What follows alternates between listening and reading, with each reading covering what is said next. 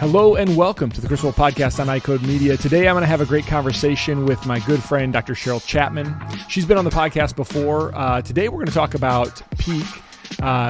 And we're mainly going to talk about eyelid hygiene. So please enjoy our conversation. As always, be sure to subscribe to the podcast, write a review, share it with your friends, and support those who support us.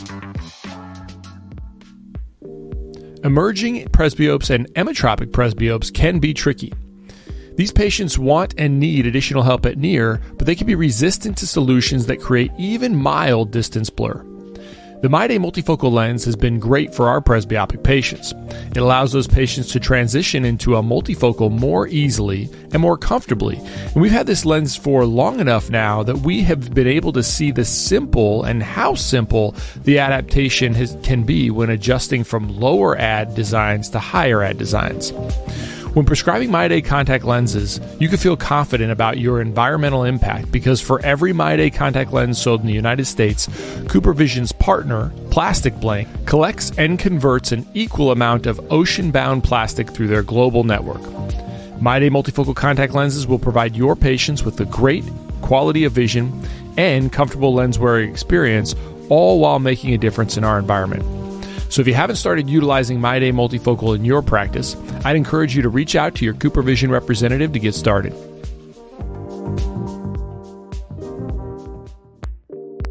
The most common questions I get include, what ophthalmological codes or evaluation and management codes should I use? What ICD-10 codes do I need to bill with this CPT code? What CPT codes can be billed together and what can't? And my favorite, how do I manage a patient who has diabetes who comes in for a quote-unquote routine eye exam? These questions really highlight the confusion and uncertainty that serves as a daunting hurdle for providers, makes it more challenging for them to care for their patients and provide those patients with the best opportunity for a lifetime of ocular health and clear vision. That's why we built iCode Education for this specific purpose. Our mission is to provide optometrists with resources to help you understand disease states, revenue cycles, and billing and coding so that you can put that on autopilot and truly care for your patients. Check out iCodeEducation.com. That's EYECODE education.com. We've developed a premier billing and coding bundle that includes all of our billing and coding resources in one place. We also have a 10% discount code just for listeners of this podcast. Enter the coupon code EYECODEMEDIA22 at checkout. We'd love to work with you. Check out iCodeEducation.com. So Cheryl, thanks for doing this again. Yes, it's very exciting. The last time we talked about, I don't know that we've ever actually talked about Peeq on the podcast and sort of the goal of, eyelid cleansing earlier on. But, talk about the genesis of Peeq. It goes back probably 4 or 5 years now. Yeah, so I think it was 2019. This was pre-pandemic. And I remember I sent you a text that had a picture of a patient pre and post BlephX treatment. And I think the caption of my text was probably something along the lines of, ooh, check this out. Yeah. And from that, we kind of started a conversation. I think you said, well, how much are you charging for that? And we kind of started a conversation of like, wow, it's really expensive for people to try and take care of their eyelids. And wow, it's really gross that people get to that point before we're doing these therapies. And why does it get to that point? Why are we not better about taking care of our eyelids more preventatively?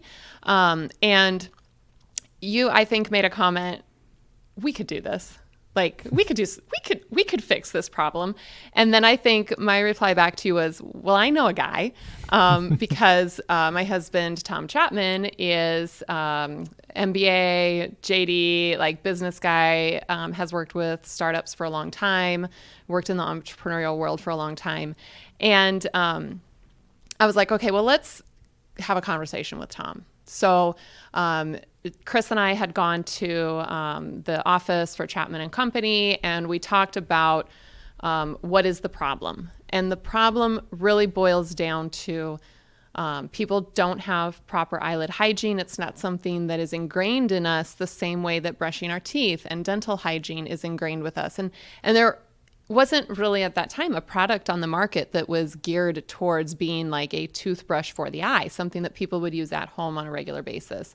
So that's kind of where it all started. We wanted to create an at-home device and have something that people could use to regularly clean their eyelids, which is where the Peeq Wava was born. It's at-home device that has a sponge and it vibrates, and it's used in conjunction with a really good tea tree oil based cleanser that we also developed with the aid of a biochemist on staff to just really help not only debride the biofilm off of the lid margin, but also to help pull the sponge's magic, because it helps pull the makeup and the debris off the eyelid. And so it's been a fun journey. It took a lot longer to develop the device than we thought it would, with some of the slowdowns with the pandemic and availability of microchips and things like that. And so many iterations. I know you could probably... No, I think if we take a step back, one of the things that I recall was, you said, well, we talked about the cost, and part of the biggest challenge, I think, with the cost of an in-office procedure is that by the time that it gets to the level of seeing the optometric physician, then those patients have to have pretty significant symptoms in most cases to cover the cost of what we had at the time available and for in-office or office-based treatments. And so when you look at the evidence behind where those biofilms start and when they start, we said, look, we can probably get to this at a very earlier stage. The biggest challenge, I thought, which was really kind of Tom's original thought in bringing it to this, is you and I just thought, well, man, we just need a better, more cost-effective solution to administer an in-office treatment. And Yep. And because it's too expensive, if we want to administer an in-office treatment to people who are asymptomatic, like you would by scraping plaque off of teeth for people who are largely asymptomatic, just on a routine basis, there's no way that you're going to be able to have a cost per plaque cleaning that would cover what we were having to pay for widgets in office to clean eyelids. Now, I say all that to say that in order to have a patient that wants to pay that cost, they had to be pretty bad, right? They had to be pretty significant, and they have to have symptoms in the vast majority of cases for the vast majority of optometrists. And the other thing that I thought was challenging is that because that cost is so high, and doctors sort of have a finite amount of time and they have to be able to offset those costs, then they're going to have to be able to talk to those patients really at length, because patients aren't hearing about, well, brush your eyelids, clean your eyelids. They don't hear about it anyplace. Whereas like with brushing our teeth, it's just sort of, we're built to do it. Our parents brainwash us to do it. And so it's just so commonplace that in order for doctors to spend the amount of time it takes to educate patients to do that thing, their time is too valuable for it at this point. They've got to do other things. And so to get to those patients earlier, you have to have a solution that is simple, that is economical, and that they can do at home, so that we can really start or stop that biofilm proliferation earlier on, way before it causes symptoms. And that's where our kind of meeting of the minds sort of allowed us to start thinking about this earlier on, right? We knew we needed to be more cost effective in the office, but we also knew we got to be able to get to patients earlier before they have all these inflammatory problems because of the biofilm reactions and the obstructions of the meibomian glands. And that's where Tom really came in and sort of set a light bulb off in me, is like, yeah, well, we can do this stuff in office. It's really great, but we can also focus earlier than that as well. So that was a light bulb for me. Yeah, one thing that I have found to be really interesting, I've been out of optometry school now since 2003, so 20 years. And the way I think about dry eye now is so much different than it was 20 years ago, because we know a lot more now about meibomian gland dysfunction and we've got meibography now. And I am so much more proactive in looking for it now than I was when I first graduated. Like part of my normal exam now includes having the patient look up, pushing on those lower lids, watching the meibomian gland secretions, and always noting in the chart what their secretions look like. And all of our new patients, we do meibography just so that we kind of have a baseline. And if somebody's starting Accutane, like we're treating those patients very, very aggressively while they're on Accutane. So it's really interesting because when you're doing this and you're talking to patients, a lot of patients who have SPK and who have dry eye, they're like, I don't have any symptoms. And my staff, that's one of our intake questions is, do you have any dry eye? And a lot of patients say, no, I don't have any dry eye symptoms. But I've kind of over time gotten really good at sort of having some key phrases or some key things that I will tell patients that don't take a lot of time, but help the patient conceptualize. And so if I see that their cornea looks very dry and I see telangiectasia along the lid margin and I see that they don't have really great meibomian gland secretions, maybe they're really turbid or absent, and the patient will say, well, I don't have dry eye symptoms. And I will say to them, when a patient has dry eye, a lot of times they don't feel it. I'll say to them, you know how sometimes diabetic patients don't feel their feet because the nerves get damaged? And they'll say, oh yeah, like a lot of people know that, right? Yeah. Not everybody, but a lot of people know that. I will say the same thing happens to the eye. Your cornea has damage to the nerves because of the dry eye, and then you don't feel the dryness. But I see the dryness. So we want to make sure your eyelids are healthier. We're just going to start you on some eyelid hygienes to get things going. And then I'm able to hand it off to my staff and let them have that conversation. So I have told the patient, there's a problem. We need to address this problem. But you're right. It can be very time consuming if you really try and get into it and you really try and explain it in depth to the patient. So if you take a little bit of time at a staff meeting, train your staff, make sure your staff is comfortable talking about it, you can say a few key things to that patient, and then you can hand the patient off and have the staff do a lot of that patient education for you, which I think is key. Yeah. So I was on a call with Kristen O'Brien. Have you ever met Kristen? I don't know Kristen. She's in North Carolina. She actually she started a cold start practice in Denver, Colorado. Now she's in Denver, North Carolina. I think that's right. And that's not confusing. No, not at all. And so I was on a call with her this last week, and what she said, I loved what she said, because in those circumstances when patients don't feel their cornea, she'll explain what's going on, and they'll say, I feel fine. And then she'll say, that concerns me even more. Or something like that, where that I'm more concerned about that. And the way she said it was very, very well taken. It was like, oh yeah, why don't we talk about that stuff better? Or we're just kind of like, yeah, I know you don't feel it, so now I'm going to bang my head against the wall and hope that you do something. So I thought that was really, really helpful. And then also your point about training the staff, I think that is key. And with our initial conversations in terms of how efficient we need to be with our time, our initial conversations need to be just that with those patients, is something like whatever rolls off your tongue the best. But it's, for me, it sounds like I'm seeing some overgrowth of microorganisms along your eyelids and lashes. The number one reason that patients will develop chronic dry eye over time, sometimes I'll even say chronic inflammatory dry eye over time, is because they get these biofilms. And that's it. That's all I say. And so then what we're going to do is this. And so what did that take me? 20 seconds to say that? And then my treatment plan takes me 20 seconds. And then I'm handing it off. And then so I think those are key. But still, the idea is, can we get all doctors, right, all optometrists, to have those very succinct conversations, even if there's nothing deeper than that. Like, even if you don't want to build a dry eye practice, but you just want to basically prevent this stuff from getting worse over time.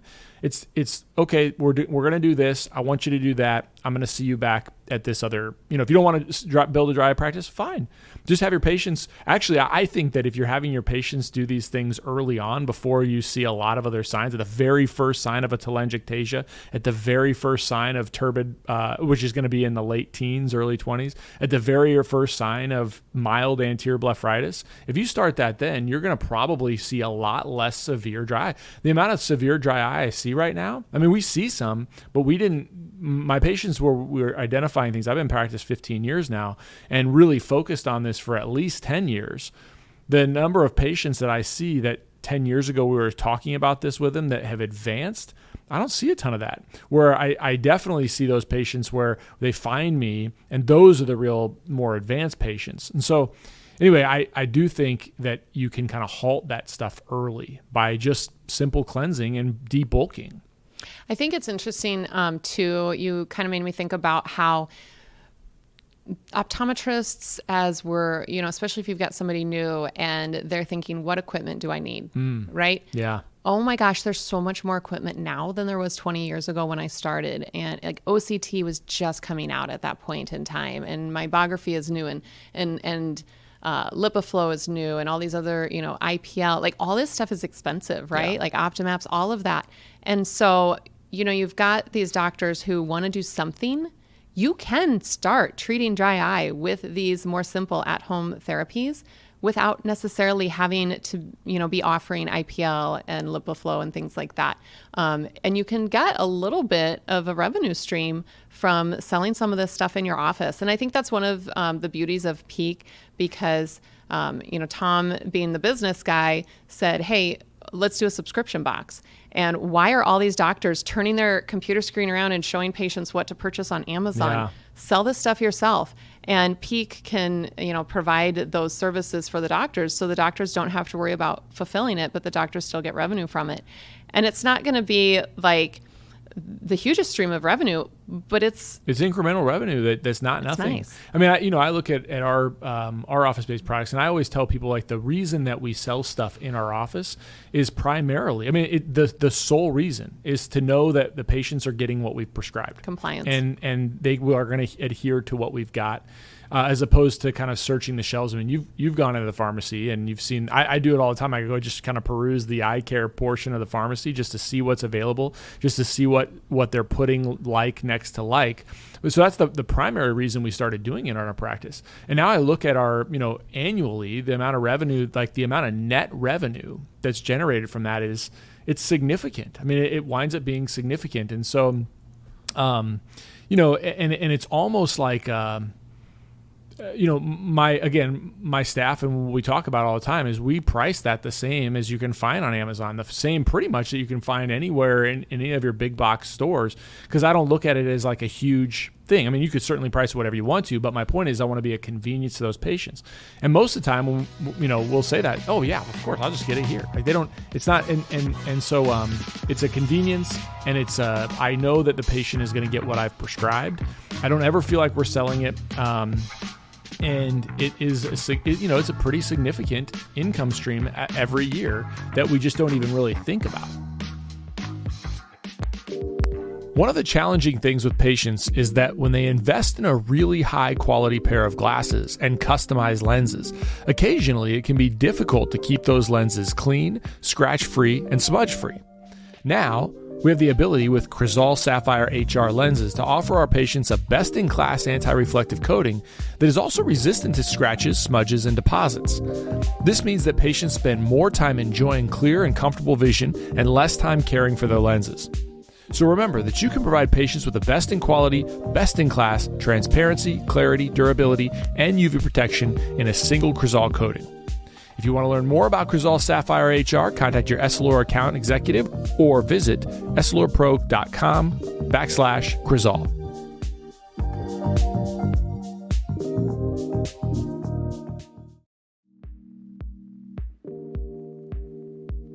My patients with macular degeneration want clear and succinct recommendations from me related to products and solutions that can benefit their long-term ocular health and vision.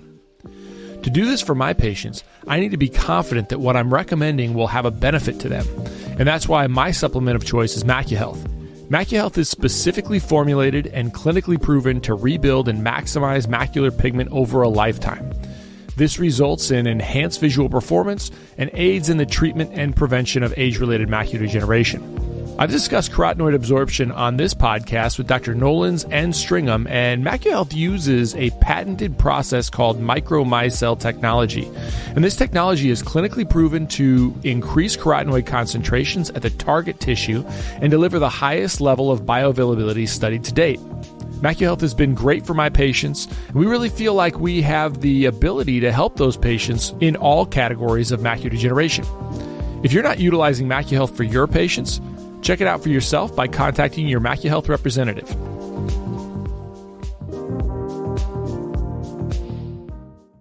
It's interesting to hear you say, I don't feel like I'm selling it. I think there's a lot of optometrists out there who are really averse to, quote, selling. I think that, by our very nature, we're here to help people, right? And we don't want to feel like a salesman. So I think we need to kind of like do a mind reset for some doctors who feel that way. You're not a salesman. You're making recommendations. And so, when you're recommending certain products for patients and you're wanting to make sure that they have compliance on those products, you are providing another service by having those products available for your patients. A lot of times, as I'm, telling patients, we're going to have you start on this, this, and this, they'll say, oh, well, is that over the counter? Oh, well, yes, it is. Oh, so I can get it anywhere? Well, yes, you can. And in fact, we have it here. Oh, you do? Good. Like, I have just saved that person. They just don't want to go search through all nobody wants, and especially in today's day and age, people are so used to online shopping. They're so used to not having to go into a store.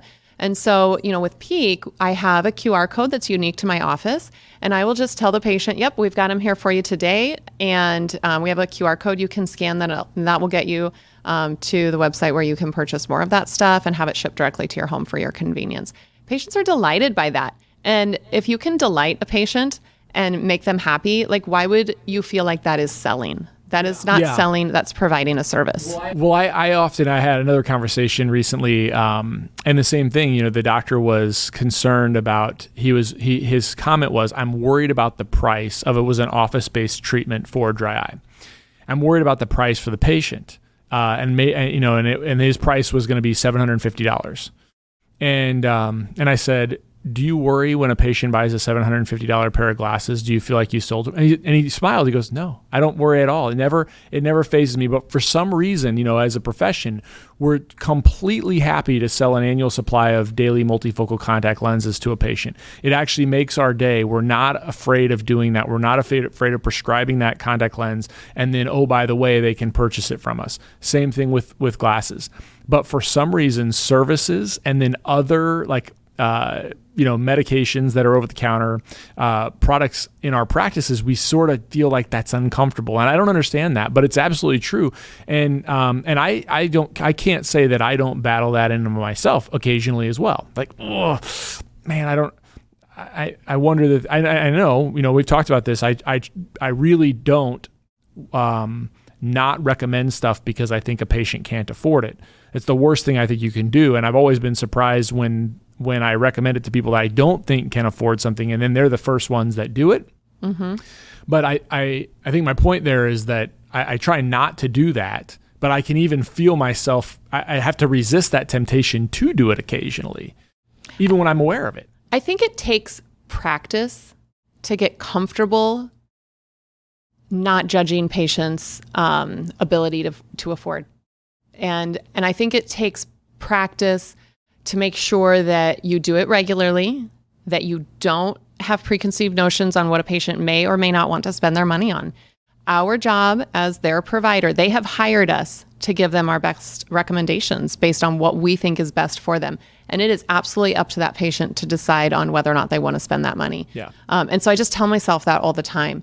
And I would say too, one thing that has made it a lot easier for me to not be afraid of asking patients to spend money on their dry eye therapies is I am a dry eye sufferer myself. And I know how uncomfortable my dry eyes can be when I'm not properly taking care of them. And I wish that I had known 20 years ago what I know now, so I could have prevented the gland loss that I've had over the years. Yeah. And I look at it that way. And there are so many patients that I can help because I know now what I know, and I can help them from getting to the point that I'm at. And so never would I want to withhold a treatment from a patient because what I think they can or cannot afford, or what I think they would or would not be willing to spend. That's up to the patient to make that final decision. It's my job to let them know what their options are. Yeah. I think of all of the people that I know really well, I think you do a very good job of that, and I think I always look to people that I kind of admire in how they do. And you're one of those people, I think, in a genuine way. I want to help you. I'm not going to let my preconceived notions about you get in the way of how best I can help you. I think that's where you come from. And that really helps me think about like, yeah, the other really good doctors that I know, they don't let themselves get in the way of good patient care. They are not a barrier to good patient care and good patient outcomes. The other thing that you brought up that I thought was interesting, you kind of went down this path a little bit, but Peeq has always been aware of this idea that we don't want to build the brand on the backs of an independent practitioner or the eye care profession in general, just to snatch it away from online.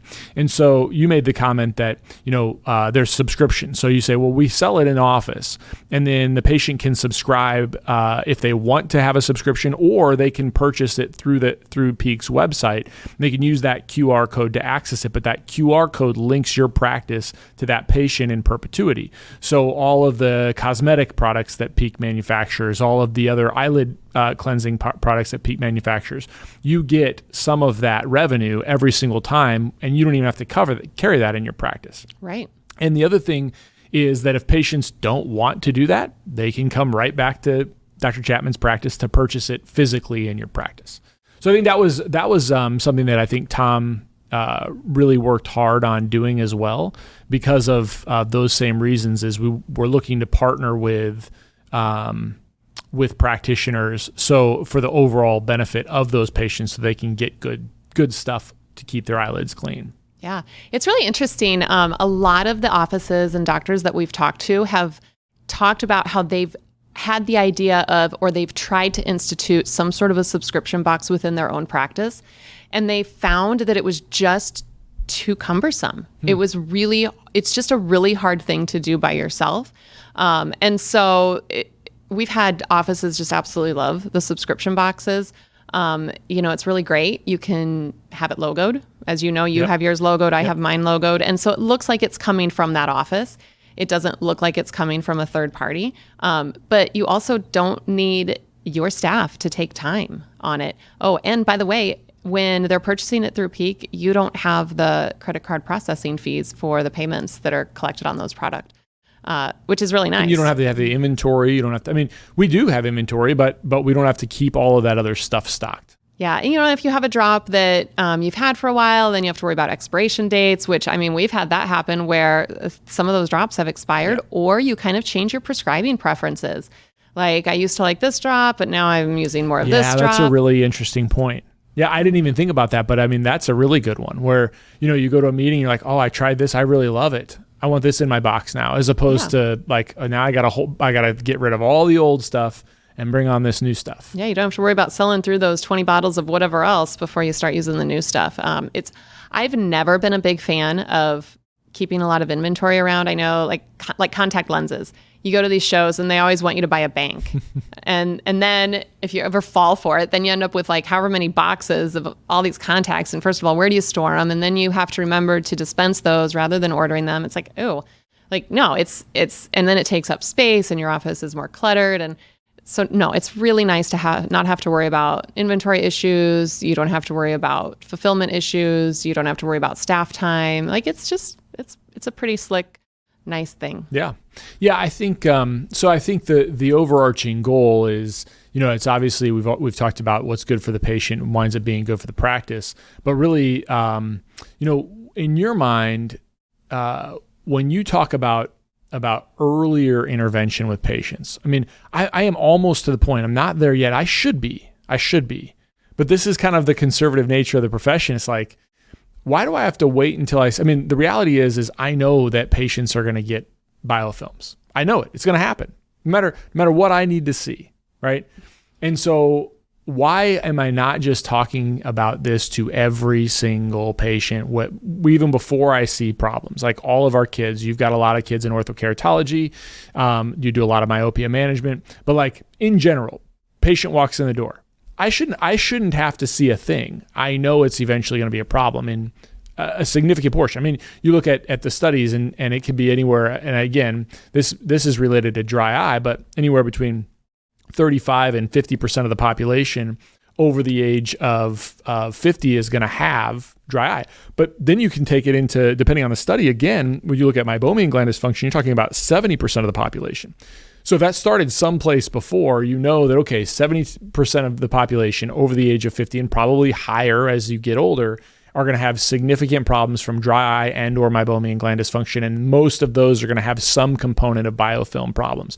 So, and it's going to start well in advance of when they have symptomatic problems. So why am I not just talking to about everybody? And even patients, like patients will know, this is one of the things we learned from some of the clinical studies that we did early on was you'd talk to women in particular and you'd say, well, when did you get your makeup off last? And I don't talk about this to my patients. I don't know if you do now, but it's not something that I'm spending a lot of time on. And they'll say, oh yeah, I never get my makeup off. Or they'll be like, yeah, I wore it and I did a good job. When did you wear it last? Oh, last week. And you see, and you see debris along their eyelashes. So like most patients know they're not doing a good job and they know that they need to do a better job. They just, every single product they have says, don't use around their eyes. Don't use around your eyes. Don't use in your eyes. And so it scares them. So I don't know, that to me is illuminating, like, what's it going to take where we just, like, every single person that walks in the door, it's like my staff, like, you go to the dentist. How often are you brushing your teeth? How often are you flossing? Like, the doctor's not asking that, Yeah, I mean, have you ever heard a dentist pick and choose who he recommends they brush their teeth? No, like the dentist wants everybody brushing their teeth. All eye doctors should want everybody cleaning their eyelid margins to help reduce problems with dry eye as we age, just like brushing your teeth helps reduce problems with plaque and gingivitis. Like, it's just something that should be pervasive within our population. So I think we'll get there. Yeah. I think that people are a lot more in tune with preventative care than they've ever been before. And I think, if you just put up some simple displays in your office, you can pique a lot of interest without even a whole lot of conversations having to happen. What I have found in my practice is that a lot of adults who I have prescribed the therapies for, like, let's say I send some of the foaming cleanser home with a gal, and then pretty soon, well, they need more because her husband's using it too. And her teenage daughters have taken it and now she needs more because, everyone in the house starts using it. It's really interesting. Or I've had, just recently, I had a husband come in and I, said, you've got this going on. And he said, oh, like my wife. Yeah, well, she's feeling a lot better. Yeah, I want that. And they feel better sometimes they didn't even know they didn't feel good. Yeah. Right? Yeah, it's interesting. Realize. Yeah. It's interesting. So Cheryl, tell the audience where they can find Peeq. And I think the reality is we want you to use Peeq. Like, we think it's very good, but we want you to do something. Right. I think that's the most important thing, is that we're doing something as opposed to nothing, and at least starting the conversation with something. So if people want to check out Peeq, where can they go? PeeqPro.com. All right. Dr. Cheryl Chapman, thanks for doing it. Thank you for having me. It's been a pleasure. Awesome. Appreciate it.